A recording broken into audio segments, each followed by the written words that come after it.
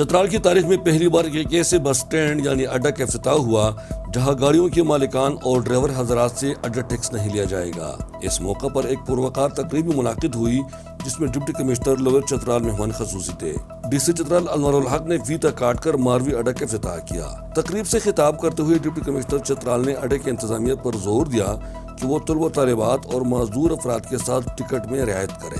حاجی سلطان محمد، منیر کاکی جان، خطیب شاہی مسجد مولانا حلیق الزمان اور دیگر نے اظہار خیال کرتے ہوئے اس پر نہایت خوشی کا اظہار کیا کہ اب عوام کا دیرینہ مطالبہ پورا ہوا اور اس اڈے میں مسافروں کے لیے تمام سہولیات میسر ہوگی۔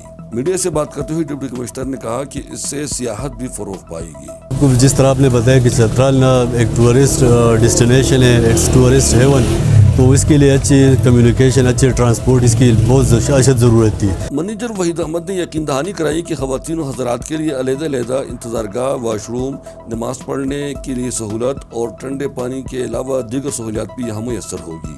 اور ہر قسم کی سہولیات سے یہ ماشاءاللہ پک کے لحاظ سے بھی بڑی زبردست ہے۔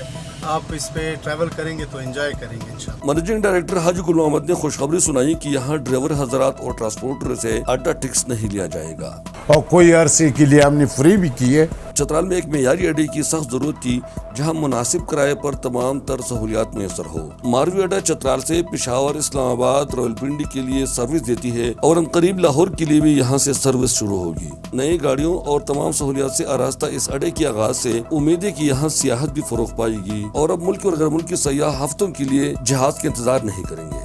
بہترین سڑکیں، اچھی ٹرانسپورٹ اور اچھی بس اسٹینڈ کسی بھی علاقے کی ترقی میں کلیدی کردار ادا کرتے ہیں۔